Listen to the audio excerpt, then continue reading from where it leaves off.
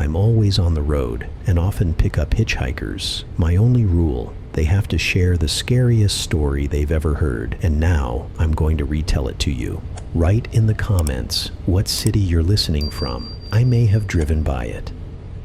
I woke up in the middle of the night with an oppressive feeling as if someone was calling my name. The voice was hoarse, unfamiliar, sounding like an echo that merely hinted at its existence. My heart pounded and fear constricted my chest. I sat up in bed and looked around. The room was engulfed in thick darkness. The curtains, which always let in moonlight, now seemed like a dense curtain, as if the night itself had decided to cover everything with its dark veil. I reached for the bottle of pills prescribed by my doctor, but it was empty. Yes, it had been a long time since I last visited him, and I definitely need to sort that out, but not now. Right now, the darkness troubled me. But it wasn't just the darkness, the sense of presence. It grew, enveloping me with a sticky shroud. I couldn't shake the feeling that someone, or something, was standing behind the door, capable of awakening terror without a word. The silence seemed heavy, like thick mud, stifling any sound. Then there was a noise, a dull thud on the door, followed by rustling, as if someone had slid down. It wasn't a cat's jump or a draft. The sound was too purposeful to be accidental. It seemed like a signal, a message waiting for my response. I stood up, feeling the cold floor burn my feet. Step by step, holding my breath, I approached the door. My hand paused over the handle before I dared to turn it. The corridor outside greeted me with oppressive emptiness. Nothing but darkness, thick and immobile, like stagnant water. But at the threshold lay an envelope, old, tattered, as if it had been lying somewhere for years. Its surface was slightly moist, and the edges looked like pages gnawed by mice from antique books. There were no stamps, no marks, just my name in an untidy, shaky handwriting. Strange, someone still using paper letters. I bent down and recognized the handwriting instantly. It was my grandfather's. My grandfather, who had died 3 years ago. The world seemed to collapse around me. My head buzzed. My legs buckled. It was someone's cruel joke. I had no doubt. But who would do such a thing? Why? And most importantly, why was it his handwriting? A nasty chill spread through my chest, but with it, a wave of strange warmth, as if the envelope reminded me of a past I had tried my hardest to forget. I picked up the letter with trembling hands and returned to the room. The light stung my eyes, but I needed to see what was inside. Tearing open the edge, I pulled out a folded sheet of paper. The handwriting was the same as on the envelope, shaky, almost insane. The ink flaked off, leaving stains that smelled of something strange, a mix of mold and burnt wood, as if it were made from some kind of dust. Megan, if you are reading this letter, I am already dead, but my mistake lives on. You must correct it. There is something that needs to be destroyed, a Japanese order that I brought home after the Battle of Okinawa, which I have kept all this time. This order brings death, discord, and grief. I hoped I could control its evil, but I was wrong. Now you must do it. The order is hidden where your mother left her last tears. Find it and burn it. If you do not, one day it will find you and change your life for the worse. The words burned me more fiercely than cold metal on a frosty night. I read the letter several times, but its meaning became more ominous each time. An order? My mother's last tears? All these metaphors, these riddles. I didn't know what to think. I threw the letter on the table, but it seemed the room got even darker, as if the light now feared to look into the corners where the cursed order might be hiding. Every rustle seemed a whisper, and the shadows seemed deeper and denser than before. I turned the light on and off, but nothing changed. It seemed the room lived its own life, absorbing my anxiety. The letter lay there, motionless, but I felt its presence growing stronger. It was calling me. By morning, I knew what I would do. I would find this order, destroy it, and end all this, even if it was just to get my life back on track. But deep down, I knew, after this night's letter, nothing would ever be normal again. My grandfather's house greeted me with grim silence. Its facade, once proud and strong, now looked decrepit and subdued, like an old man who had lost his zest for life. Each brick seemed to breathe the past, hiding secrets that would prefer to stay buried. But what was most frightening was not its dilapidation, but that the house seemed to be looking at me. I couldn't shake the feeling that its windows, like empty eyes, watched my every move. I paused on the threshold, looking at the peeling paint on the door, which now resembled human skin, cracked with age. The wind blowing from the wasteland behind the house seemed to whisper something, its voice sounding like a plaintive moan. I took a deep breath, trying to calm the trembling in my hands, and pushed the door open. It creaked dully, as if reluctantly letting me in. The air was heavy with the smell of dampness and abandonment. The floorboards under my feet creaked loudly, as if protesting against my presence. The house was empty, but it felt like I was not alone. Somewhere in the depths of the corridors, something cracked, as if the darkness itself was breathing. I walked slowly, looking into each room.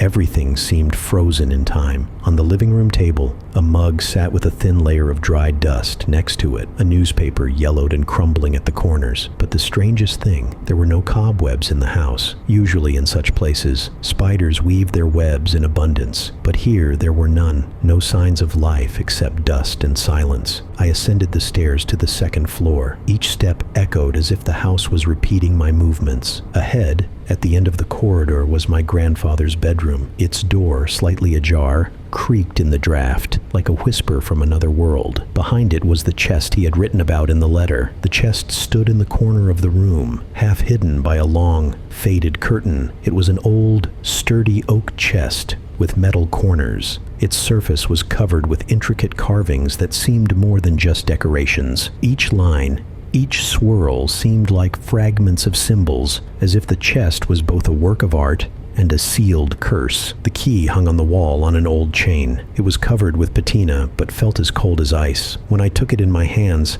I felt a strange tingling, as if the metal was not just old, but alive. I turned the key in the lock. The click was loud, almost deafening.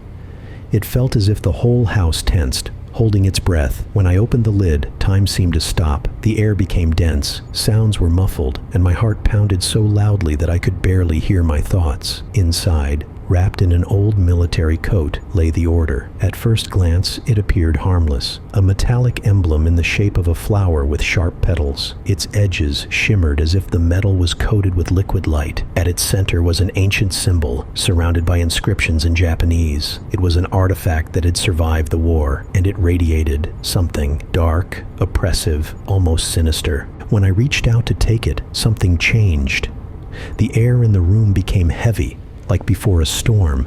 There was no sound, as if I was deep underwater. The light filtering through the dirty windows sharply outlined the objects. The order seemed to breathe in my hands, and with each of its breaths, it became harder for me to breathe. Then the whispering started. It was soft, barely discernible, as if hundreds of voices spoke at once. I couldn't understand the words, but I felt their meaning. They were reproaches, condemnation, pain. The voices grew louder, penetrating my head, filling it to the brim. "Shut up," I yelled, throwing the order back into the chest. The whispering stopped, but the room didn't return to its previous state. It breathed. The house breathed. Gathering all my courage, I took the order again, wrapped it in fabric, and ran out of the house. The air outside was so fresh that I almost choked when I tried to inhale, but even outside, I felt its presence. The order was with me, and its shadow was now mine. In the backyard, next to the barbecue pit, I stood, looking at the fabric wrapping the cursed object. The oven was old and sooty, but still functional.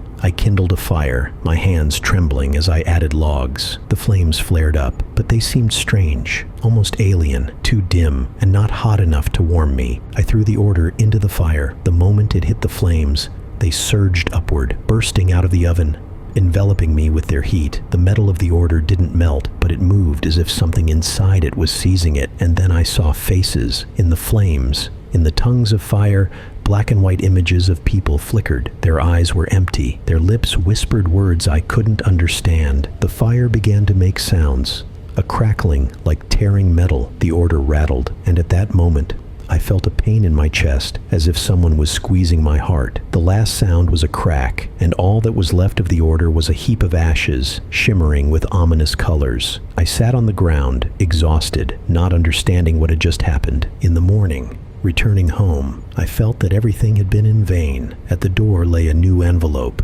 just like the first, the same handwriting, the same weight, the same ominous secret. Broken, I opened it. Inside was a new text. This was only the beginning. Every step will be harder. If you stop, It will all have been in vain. I dropped the letter, feeling the cold seep under my skin. I realized one thing. This will not end. It couldn't be letters from my grandfather. Who is sending me these letters? Why does he know so much about my grandfather? Unless my grandfather knew for sure that I would fulfill his request, and therefore planned several letters? The day stretched endlessly. Returning to my grandfather's house and destroying the order left a black hole inside me, a void that grew deeper with every minute. I tried to convince myself that it was all over, but it was a lie. The new envelope, found in the morning at the doorstep, shattered any illusions.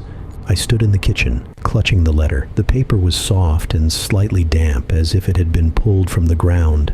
This time the text was short, almost commanding. Megan, the order is destroyed, but that was only the first step. Now you need to sever the connection with the past. In the attic of your grandfather's house is an old family photograph. Find it and destroy it. Only then will you be free from the curse. What other curse? Are you kidding me? No, it couldn't be my grandfather. This is all one big trick. But what about this photograph? The photograph. I remembered it from my childhood. A family shot taken when I was 5. My mom, dad, grandfather, me, and my sister Sophie. At first glance, it was an image of a happy family, but I always felt something strange, elusive, as if the faces in the photograph changed over time. The eyes became wider, the smiles more strained, and the shadows around them thicker. My thoughts were interrupted by a knock on the door. "Megan?" a familiar voice called out. It was Julia, a longtime friend. We hadn't seen each other for many years, but her appearance was like a lifeline. She looked worried. "I tried to call you, but you didn't answer," she said, stepping inside. "Are you okay? You look strange." I nodded, although everything inside screamed that I was not okay at all. Julia was always the one who tried to protect me, even when we were kids. She knew about some of our family secrets and never told anyone. And now, it seemed, she sensed that something had happened. "Let's go. I'll show you what's happening," I said, not wanting to lie to her. Perhaps by telling everything, I could find a way to cope with it. Silently taking the car keys, I walked to the parking lot, Julia puzzled but following behind. We returned to my grandfather's house, and I told her about the letters. Julia listened silently, but her face reflected a mix of fear and disbelief. "Are you sure it's not just someone playing with you?" she asked, when I mentioned the whispers and strange events. "I thought so too," I replied, heading to the attic. "But this is something more." She looked at me anxiously, as if I was seized by a feeling of déjà vu, as if I had seen such looks before. But at that moment, I couldn't remember under what circumstances, as if something invisible was eluding me, blocked deep in memory. The attic was just as I remembered it. Low ceiling, old boxes, and the smell of dust. But now it seemed that the air had become thicker and the shadows in the corners deeper. We found the box with the photograph in the far corner. The photo was wrapped in dense fabric. When I unwrapped it, something inside me flinched. The faces in the photograph looked wrong. The eyes were slightly blacker than I remembered. There were no smiles. We all had square, heavy jaws and large foreheads. Everyone looked unwell. "Is this it?" Julia asked, leaning closer. I nodded confusedly. "Do I really look like that? Are you going to destroy it?" There was anxiety in her voice. "Yes," I replied. "That's what the letter said." But before I could act, something happened. The shadows on the ceiling stirred. At first, I thought it was a trick of the light, but then one of the shadows elongated and moved toward us. It wasn't just ordinary darkness. It looked dense, almost material. I clutched the photograph to my chest, feeling it become warm, almost hot. "We need to leave," I shouted, but Julia couldn't move from her spot. The shadow stretched out, forming a figure. It was a man. His features were unclear, as if seen through dirty glass, but I recognized him. It was my grandfather. "Do you want to destroy memory?" His voice sounded muffled, like a distant bell. "Family roots cannot be uprooted." I froze, as if I had turned into a stone statue. Julia, snapping out of it, grabbed my hand, trying to pull me out of the room. But grandfather raised his hand. "It's all lies," I shouted, feeling anger battling with fear. "You wanted me to do this." Somewhere in the distance, like a backdrop, I heard Julia's frightened whisper, "Who are you talking to?" But her words were drowned out by a whirlwind of noises and flashes of light. "Not everything that seems right brings freedom," my grandfather replied, approaching. The figure lunged forward, and the room filled with noise. Julia screamed, but her voice was quickly muffled by a roar. The shadow enveloped her, and she fell. I saw her face contorted in terror, as if I was 2 inches from her face. "No!"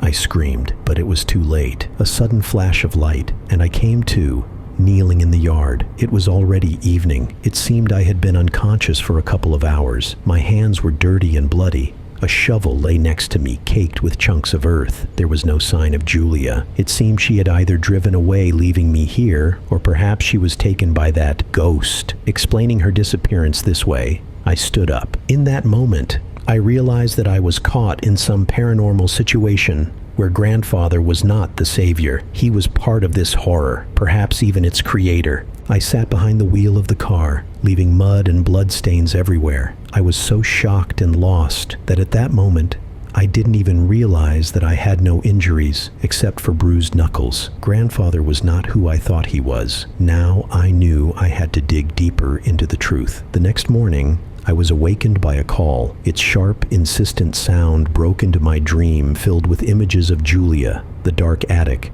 and photographs that continued to live their own life. My hands trembling, I picked up the phone. The screen displayed an unknown name, Morgan's Anderson. I froze, feeling cold sweat run down my neck. This name was familiar to me. Morgan's was an old friend of my grandfather. I had seen him only once at the funeral, but his gaze, it was too attentive, too lingering. "Megan," said the voice on the other end of the line, dry and trembling, as if the person was speaking through a layer of dust. "We need to meet. It's important." We met in a small cafe on the outskirts of town. Morgan's looked as if his last visit to our world had taken more out of him than he could bear. His face was worn, hands trembled, and his eyes were infinitely empty. "I know what he did to you," he began, not waiting for questions. "He's done it before." "Who?" I asked, though I already knew the answer. "Your grandfather." His voice grew a bit louder. He was obsessed with his family, but not with love. It was a mania, a curse. Morgan's told me about his friendship with my grandfather, about how he, Morgan's, had witnessed grandfather refusing to let go of the deceased, keeping them in this world with the help of something strange. For a moment, Morgan's got up to grab a napkin from the bar. During that moment, a young guy came over and tried to flirt, throwing out some nonsense about a lonely princess in the cafe. It seemed very odd to me, since he saw that I was sitting with someone else. I dismissed him just as Morgan's was returning to our table. The guy left a piece of paper with his number on the table in case I changed my mind, and went back to his table, miraculously not bumping into Morgan's. "It started with your grandmother," he said. "After her death, he locked her ashes in the house. He claimed it was to preserve her memory, but that was a lie. He did it for himself, for control." I listened, unable to grasp where he was leading. "His letters, they're pulling you along. He wants you to finish what was started." "Finish what?" I asked, feeling my fingers clench into fists. "Destroy his mistakes," Morgan said. "But there's no liberation behind it. He's using you." After his words, everything inside me screamed that I should not return to my grandfather's house. I left the cafe in a panic and wanted to ask Morgan something else, but he was nowhere to be seen. For some reason, I had the napkins he brought from the bar in my hand, but when I got home, a new letter was already waiting for me. It was heavier than the previous ones, as if the paper was soaked with moisture or blood. Inside it said, "Grandmother was the last hope of our family. You must destroy her ashes. They are not just remains. They are an anchor that holds us all. Do it. Otherwise, her pain will become yours." Grandmother's ashes. I remembered the black urn that stood on the mantelpiece. It was always covered with a layer of dust, but grandfather treated it as if it were the most sacred relic. I didn't want to do it, but Morgan's was right. The letters were not requests, but chains, and each new chain tightened around me more and more. The urn was heavier than I expected. Inside, something rustled faintly, like dried leaves that rolled over from my movement. I took it out to the backyard, to where my grandfather's workshop once stood. As I kindled the fire, I noticed that the air around became dense, almost viscous. It seemed as if the sky bent closer, as if something was watching me from above. When the flame ignited, I lifted the urn over my head, ready to throw it into the fire. But at that moment, I heard a voice. "What are you doing, girl?" I turned around, and there she stood, my grandmother. But it wasn't quite her. Her eyes were a bit lighter than I remembered, her hair a bit shorter. She stood motionless, like a statue, but her gaze pierced right through me. "Why are you doing this to me?" she asked, her voice both pleading and angry. "Is that you?" I whispered, feeling the urn in my hands begin to tremble. "You shouldn't have trusted him. He's using you," she said. "Who?" "Grandfather. He's forcing you to destroy us so he can remain. He always wanted the family under his control, even after death." I felt the flame start to wane. The stove, which had just been burning brightly, now made a strange, low moan. "You have to choose," my grandmother said, and her figure began to flicker as if it was a projection on a screen. "Burn me and become his last victim, or stop him." I froze. The choice seemed impossible, but one thought, quiet and sinister, crept into my mind. What if she is also lying? I threw the urn into the fire. The flame exploded in a bright light, and I fell to the ground, feeling the air around me solidify. Voices rang out around me. Grandmothers, mothers, Sophie's. They all screamed, accused, and pleaded. But amidst the chaos, I heard his voice. "Good job, girl," said my grandfather. His silhouette appeared in the air, dense as the darkness itself. "You're almost there." I realized that I hadn't just burned the ashes. I had destroyed the last anchor holding my family from his control. "Now, everything will be as it should," he said, and his figure disappeared. I sat by the remnants of the fire, realizing that I had destroyed something more significant than just ashes. But the questions were just beginning. The next letter awaited me in the morning, an inevitable blow that couldn't be avoided. But this time, it wasn't just an envelope. Next to it lay a box, tied with coarse rope. It was stained with moisture and something that resembled rust, but wasn't quite. The cardboard smelled of dampness, ash, and decay. Inside the envelope were just a few lines. "Take this and bury it at the old cemetery, by the grave I've shown you. You know where it is." My heart clenched. I knew what he was talking about. The cemetery where my grandfather rested, the place I had dared not tread for a long time. When I picked up the box, it was much heavier than I expected. Something inside rattled dully, knocking around. The box was strangely warm, as if it had just been pulled from a hot oven. I hesitated to leave immediately. Inside me, two voices fought. One screamed that I should stop this madness. The other assured that only by following these instructions could I put an end to everything. As always, the latter prevailed. I arrived at the cemetery in the midst of a gray, sluggish day. The place looked not just abandoned, but forgotten by time. Tombstones were overgrown with moss, and tree roots protruded from the ground, reaching upwards like long fingers. I walked to my grandfather's grave. Even from a distance, I recognized it. His tombstone was the only one without moss or dust. It seemed as if someone cared for it, though I knew that was not the case. The box in my hands grew warmer, almost scorching my fingers. I set it down on the ground and began to dig. Surprisingly, the earth yielded easily, as if someone had already prepared this place for me. As I dug a deep enough hole, I paused to catch my breath. At that moment, the box made a strange sound. It wasn't a knock, but rather a vibration, as if something inside had awakened. I stepped back, feeling fear freeze in my throat. "What are you waiting for?" a voice said behind me. I turned around and saw a figure in the shadow of a tree. It was a man, tall and thin, with his face half hidden by a hood. His eyes glowed with a yellow fire, like that of a beast. "Who are you?" I asked, my voice betrayingly trembling. "I am what you have been searching for," he replied. "Morgans warned you, but you didn't listen." His words struck like lightning. It was him, the one pulling the strings. But this was not just my grandfather. This was something that lived beyond his image. "What's in the box?" I asked. "Everything you fear, everything you want to forget," he said. "But you must do it. Your family has clung to the past for too long. Why me? Why not you?" He laughed, and his laughter sounded like the crackling of dry branches. "Because I have you," he said. "You are my last victim." I lifted the box, ready to place it in the hole, but at the last moment, I hesitated. "If this is what you want, I won't do it," I said. The man stepped closer and I smelled the scent of burnt wood and blood. "You've been doing what I want for a long time," he said. "You just don't see it." With those words, he disappeared, leaving me alone with the box and the grave. I looked at the box. Something inside it stirred, as if its contents were alive. I tore the rope and opened the lid. Inside lay a dead head. It seemed only a few hours old because there was no smell. Instead, I thought it smelled of flowers and coffee. Something seemed familiar about the face, and under the dim light, I recognized it. It was the guy who had left me his phone number at the cafe. A shiver of dread and panic hit me.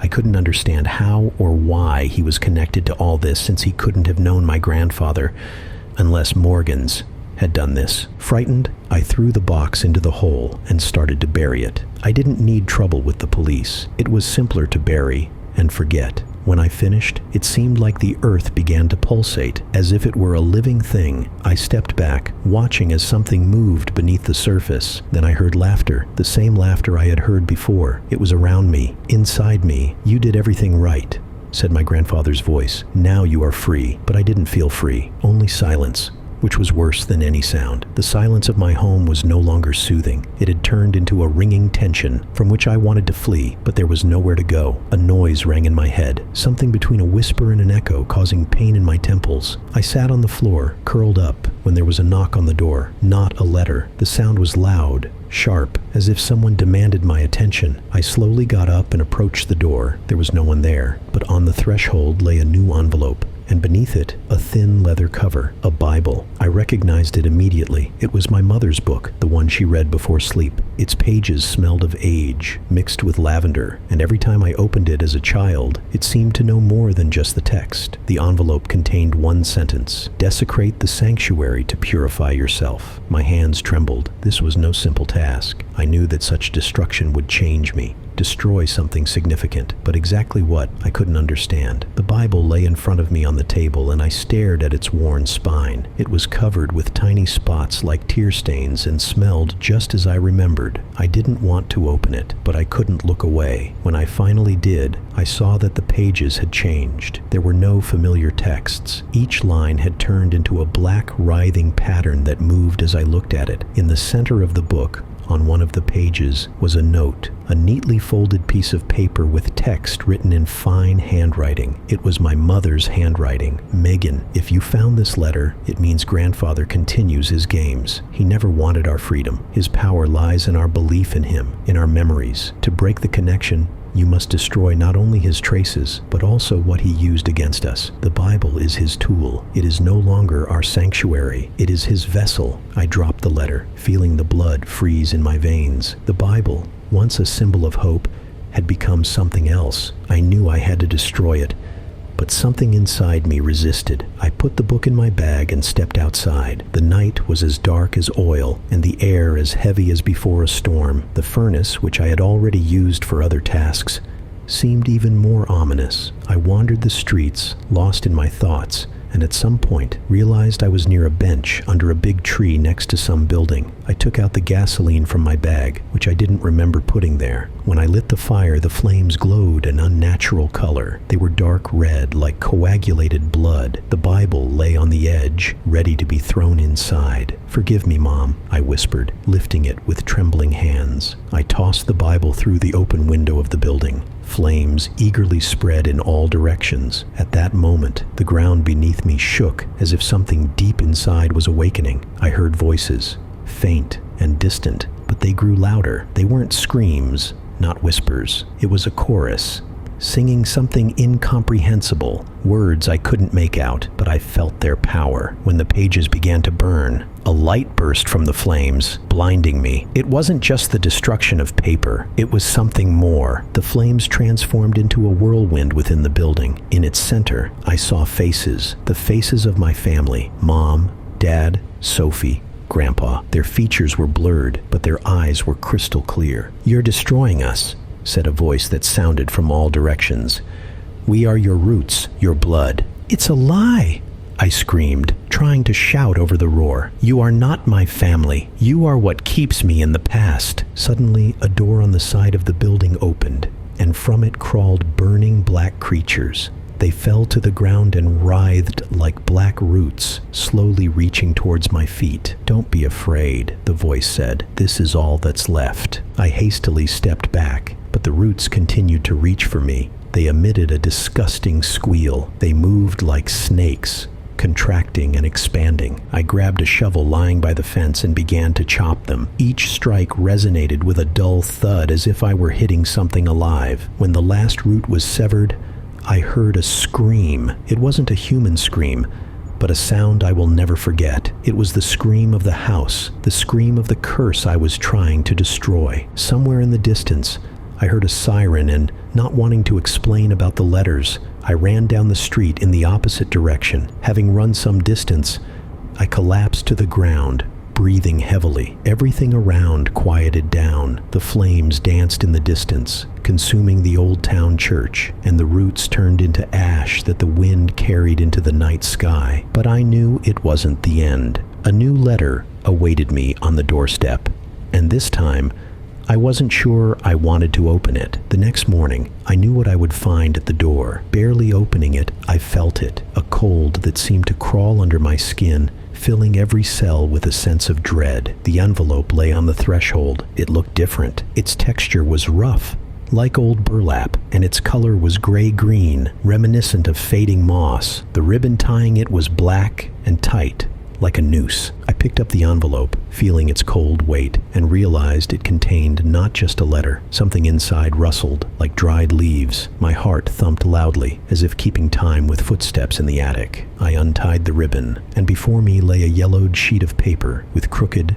trembling letters, as if written by a hand long unused. "You have destroyed things, but this is not the end. Return to where it all began. Find the truth, or forget yourself." Along with the letter was a candle. Its wax looked old, almost solidified, yet strangely unaffected by time. It smelled of frankincense and iron, filling the air with a strange flavor. I felt a slight dizziness, but I knew it wasn't from the smell. It was fear. The words on the paper squeezed the breath out of me. Return to where it all began. I knew where it led. My heart resisted, but my feet involuntarily took a step and another, to my grandfather's house, to the attic. The house greeted me with silence. It was not the usual emptiness. It was viscous, almost thick, enveloping me like water, pulling me into a whirlpool. I climbed the creaking stairs, feeling each step echo in the darkest corners of my memory. The attic smelled of dust and wood, as if the air itself aged along with the things it held. In the corner stood a chest. I remembered it so clearly, as if I had seen it just yesterday. It used to seem enormous, even menacing. Now it was just a box, but its lid, covered with deep cracks, still inspired dread. I knew what I would find inside. As I lifted the lid, the scent of childhood filled the room, the smell of old books, paper, toys. Inside, everything lay as I had left it after her death. Toys, drawings, a small diary with a colorful cover. On the very top lay a white rabbit with a torn ear. I slowly reached out and took it. The soft fabric seemed to radiate warmth, but it didn't soothe. It only intensified the pain. It was just as she had loved it, just as it had been on that day, that cursed day. Memories surged like water breaking through a dam. Sophia laughed in the garden, her cheerful voice echoing through the yard. Her eyes sparkled with happiness, and I watched her and felt what? Envy? Resentment? She was always the favorite, always so carefree, so innocent. But there was more. Another memory flickered, dark, vague. Us on the staircase. Sophia ahead, her little fingers gripping the railing. Me behind, my hands trembling. One step, one push. I flung the rabbit away as if it burned me. A scream rose inside me, but it didn't break out. Instead, I grabbed the rest of the things and started carrying them downstairs. With each step, they grew heavier, as if the weight of memories was turning into stones. In the backyard, I found an old stove that I hadn't used in a long time. It stood there, covered in rust, a silent witness to what was supposed to happen. I started a fire. The rabbit caught fire first. Its fur quickly blackened. Then the flames engulfed it, turning it to ash. Then I threw in the drawings. They began to curl as if resisting the fire. But when I got to the diary, everything changed. The diary was heavy, too heavy. The pages opened by themselves, and on them, I saw words I couldn't forget. Why did you let me die? I dropped it, feeling my legs give way. A whisper sounded in the air, quiet, barely audible, but clear. You knew you were there. I turned around, and there in the twilight stood Sophia, her little figure, face shrouded in shadow. Sophia stood in the half-light, on the border of light and shadow, as if she herself didn't know which world she belonged to. Her face was unclear, as if fogged, but her eyes were piercing, full of pain and anger, like an open wound. I froze, feeling the cold fill the room. You were there, she said, her voice quiet, but her words spreading like thunder rolls. You saw. No, I breathed out, stepping back. You lie, she said, her eyes becoming empty, like black holes. You knew what you were doing. Memories surged again. The picture was blurry, but details began to emerge. Sophia and I on the staircase, her face cheerful, carefree. She looked back at me, her lips whispering something, but I couldn't hear the words. My hands gripped the railing tighter. I felt the pulse in my palms. One push, light, barely noticeable, but it was enough. It was an accident, I whispered, as if trying to convince not her, but myself. I didn't want to. You did, she said, taking a step forward, her figure distorted, like an image shattered in a mirror. You wanted to get rid of me. I clenched my teeth, trying not to look at her, but my gaze kept returning magnetically. Her image trembled, changed, became increasingly frightening. Her skin dulled, her eyes sunk, her lips disappeared, revealing a cold void. You tried to bury the truth. Her voice became low, like the roar of a distant storm. You burned my things. You wanted to burn me, but I am still here. The shadows in the room came alive. They writhed on the walls, turning into figures I couldn't make out. I stepped back, but behind me was only the cold stove, still emitting smoke. At that moment, I heard footsteps, quiet, measured. I turned around and saw him. Grandpa stood in the doorway. His face was familiar, but something was off. It distorted, as if through frosted glass, and his eyes held something inhuman. Did you think you could hide, girl? His voice was dry, like the rustle of old pages. Did you think fire would destroy memories? What do you want from me? I yelled, feeling the air grow heavy. I want nothing, he said, holding out his hand. In his fingers was the diary, the same one, charred but still intact. It's you who wants to get out, but for that, you have to make a choice. I felt my knees buckle. The diary was in his hands, but I could see the pages inside. They came alive again, filled with images from our childhood. Sophia, laughing, swinging on the swings, her hands reaching out to me. But in every scene I was there too, and in all these memories there was a toxic tinge of my guilt. Why are you doing this? I whispered. Because this is your truth, Grandpa replied. You can keep it. You can leave it here with yourself, or you can burn it. But if you burn it, you burn yourself. I felt the room begin to spin. The fire in the stove flared up, filling the space with light and shadows. Sophia looked at me, her eyes no longer malicious. Now they were just empty. You can't leave, she whispered. You've already chosen. Grandpa disappeared. Only his shadow stretched across the floor. I stood alone with the diary in my hands. Its weight was unbearable. It felt not like a book, but something alive, filled with memories, pain, secrets that could not be destroyed. I looked at the fire. Its flames stretched upward, taking on an emerald hue. I'm sorry, I whispered, not knowing to whom these words were addressed. I threw the diary into the stove. The flames roared as if coming to life. I heard a scream. It wasn't human, but something ancient, inhuman. The diary burned slowly, its pages blackening one by one, as if resisting to the last. When the fire died down, I was left in silence. The ashes on the ground glowed. It was a dim green light that seemed more like a faint breath than the remains of paper. I left the attic, feeling something inside me disappear. Memories of Sophia began to fade. Her face was no longer so clear. Her laughter, her voice, it all became smoke that dispersed on the wind. On the doorstep of my house awaited another envelope. It was sealed with red wax. On it were engraved words I couldn't help but read. You will never be free. The next day, I stood in front of Grandpa's house, holding another envelope. The wind fluttered the edges of the letter, as if it tried to escape from my grasp. The house seemed alive, its windows watching me like the eyes of an old man, full of reproach and expectation. At that moment, it seemed that this command was the last step, the end. But somewhere deep inside, I knew it wasn't that simple. For the first time in many years, the house was lit up. Light poured from the windows, creating the illusion of life inside. "You must do this," whispered the voice in my head, Grandpa's voice. I took a step forward but stopped. A figure flickered in the second-story window. It was too real to be a shadow. I approached closer, my heart clenched, when I saw a car in front of the house, a police car. 2 officers stood at the gate. One was shouting into a radio. The other surveyed the area. I instantly understood. They weren't just patrolling. They had found something, and then it all became clear. Julia. The last time I saw her, she was with me in this house, but no one else had seen her since. Images flashed before my eyes. Her scream, a falling shadow, blood on the wooden floor of the attic. I pushed those memories away, but they returned with new force. "Hey!" shouted one of the police officers. He noticed me. "Stay right there." But their words no longer reached me. In their figures, I saw something else. They weren't human. Their shadows were too long. Their voices sounded as if they were from another world. "It's him. It's his trap. They've come for you," whispered the same voice in my head. I couldn't let them take me, or the house. It was my duty to finish everything. Turning around, I picked up a canister of gasoline and without hesitation aimed it at the nearest officer. "Stop!" he shouted, pulling out a gun. I bolted like a wild lynx. In a frenzied, spasmodic dance,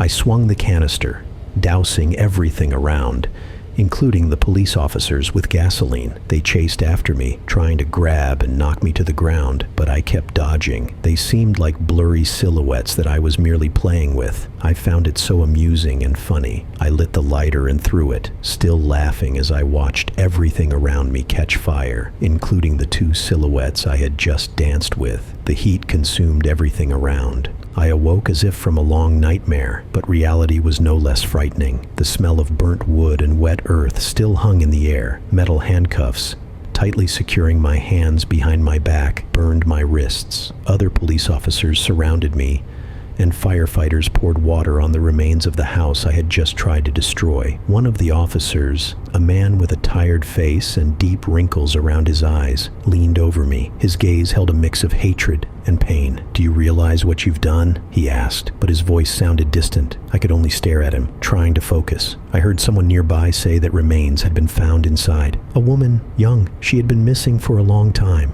Julia, the image of her frightened, distorted face, flashed before my eyes. A scream tore from my throat, but it wasn't heard, as if muffled by internal noise. "It wasn't me," I exhaled, but my words sounded like a whisper. "It was them. They made me do it." The officer shook his head, his face becoming even more grim. "Who are they, miss?" he asked, but his voice was now unsteady, as if he was talking to someone he didn't expect to understand. "You're alone here. There's no one else." Those words pierced me like an icy spike. Alone? Number? They were here. Grandpa, Sophia, Julia. They watched me from the house window. Their voices rang in my head, even now, but the officer's cold, serious look made me momentarily doubt. I looked at my hands. There was no blood, but my fingers trembled, as if they had just held something terrible. Memories flooded in a wave. Reality mixed with mirages. I remembered burning letters, toys, diaries, how Grandpa told me I had to save us all, but I hadn't killed Julia. Or had I? "Did you kill her?" The officer's voice rang out again, sharp as a blow. I looked up and saw he was holding Sophia's black diary. "Is this yours?" he asked. I couldn't respond. The diary was charred, its pages half torn, but even so, I recognized it. It was the very book that spoke to me, accused me, whispered about my sins. I abruptly looked away, feeling my eyes begin to burn. Grandpa's voice echoed in my head. "They don't understand. You know it was necessary. No one else will do it for you." I screamed again, but the officers only gripped me tighter. They lifted me to my feet, dragging me to the car. On the way, I turned back to the burning house. Shadows danced in its windows. I saw someone standing there in the corner of the room, someone's long arms embracing the walls. It was Grandpa, or what remained of him. He looked at me and smiled. I didn't know how much time had passed. I sat in a cold, sterile room, white walls, a metal table. The windows were closed, but beyond them, I heard the noises coming from the street. A psychiatric hospital or prison, I didn't know. A man in a white coat sat in front of me. His face was calm, his voice soft, like a teacher explaining something difficult to a small child. "Megan," he said, looking straight into my eyes, "do you understand where you are? It's all their fault," I whispered. "They made me do it. Grandpa, Sophia, Julia, Morgan's.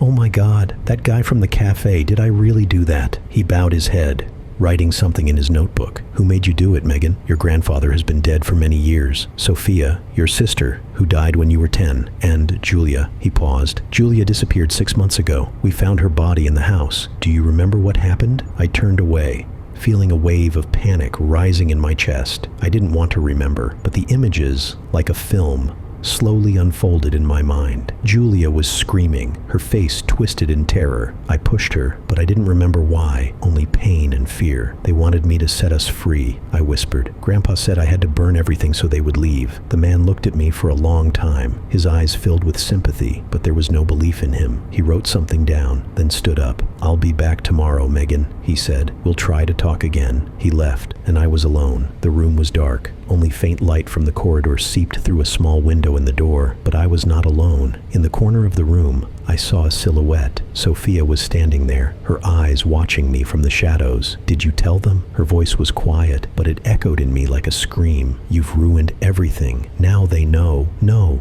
I said, clenching my fists. "You're not real. You can't be real. I am here because you did it. We are all here. You were supposed to finish, but you couldn't." I closed my eyes, trying to drown out her voice, but it continued to sound, and now others joined it. Grandpa, Julia, all of them. They were with me, always will be. I opened my eyes again. There was an envelope on the table in front of me. I hadn't seen it appear, but I knew it would be there. I picked it up with trembling hands. It was inscribed with just 2 lines. "This will never end. You must finish what you started." And I understood. There was no escape from this captivity. Now, let me share a moment from my life.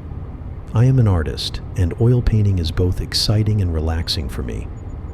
About 8 years ago, I became so passionate about oil painting that I earned a Bachelor of Arts and now work as an art restorer in Barcelona. One day, I looked back and realized what knowledge I needed when I first started. So I prepared an intensive course of 14 visual and practical lessons for you. No talking heads or unnecessary chatter, just rich content that is immediately applicable in practice, all for the price of 1 day of car rental. Art therapy is a great way to cope with your anxieties. Link in profile or description.